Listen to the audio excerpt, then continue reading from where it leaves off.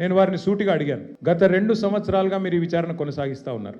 ఈ 2 సంవత్సరాలలో లీకుల మీద లీకులు, ముఖ్యంగా మా పార్టీ లీడర్ల వ్యక్తిత్వ హననం చేసే విధంగా, క్యారెక్టర్ అసాసినేషన్ చేసే విధంగా మీరు ఏదైతే వ్యవహారం చేస్తున్నారో దీనికి బాధ్యులు ఎవరో అని అడిగిన వారు మాకు సంబంధం లేదండి, మీడియా ఏం రాస్తే మాకేం సంబంధం అని చేతులు దులుపుకునే ప్రయత్నం చేసినారు.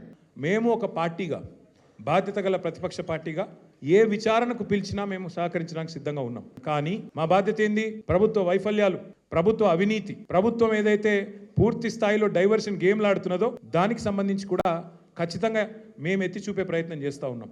ఇవాళ సింగరేణి టెండర్లలో దొంగలు దొరికినరు, ముఖ్యమంత్రి మంత్రుల మధ్యన వాటాల పంచాయతీలో దొంగలు దొరికినరు అని చెప్పి హరీష్ రావు గారు ప్రెస్ మీట్ పెట్టి ఆధారాలతో సహా ఇస్తానని చెప్తే కూడా ఇప్పటి వరకు ఉలుకు లేదు, పలుకు లేదు. సరే, మీరు సిట్లు వేస్తున్నారు, వేసుకోండి. కానీ మరి ఇవాళ మేము అడుగుతున్నాం, ముఖ్యమంత్రి అనుచరుడు, అత్యంత సన్నిహితమైన వ్యక్తి, అట్లాగే మంత్రి గారి ఓఎస్డీ మధ్యన జరిగిన పంచాయతీ 300 కోట్ల రూపాయల కోసం ఒక పారిశ్రామికవేత్త తలకి తుపాకీ పెట్టినరు అని చెప్పి కేసు రిజిస్టర్ అయితే దాని మీద ఎస్ఐటీ ఎందుకు లేదు? స్వయంగా రెవెన్యూ మంత్రి కొడుకు ఇలా భూ కబ్జాలు చేస్తూ గుండాలను తీసుకొని స్వైర విహారం చేస్తుంటే దాని మీద సిట్ ఎందుకు ఉండదు? అట్లాగే ప్రభుత్వ సొమ్మును, ప్రజల సొమ్మును ఇవాళ ఈ ప్రభుత్వం కొల్లగొడుతున్నది, కాంగ్రెస్ పార్టీ నాయకులు కొల్లగొడుతున్నారు, ముఖ్యమంత్రి బావమరిదే కింగు పిన్ను అని ఆధారాలతో సహా చూపెడితే దాని మీద ఎస్ఐటీ ఎందుకు ఉండదు?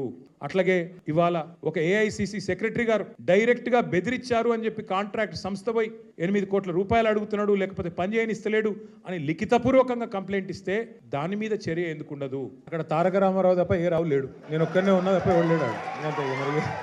వాళ్ళు ఏమేమో అడిగిందే అడుగుడు తప్ప ఏం లేదు, విషయం ఏం లేదు, అడిగిందే అడుగుడు.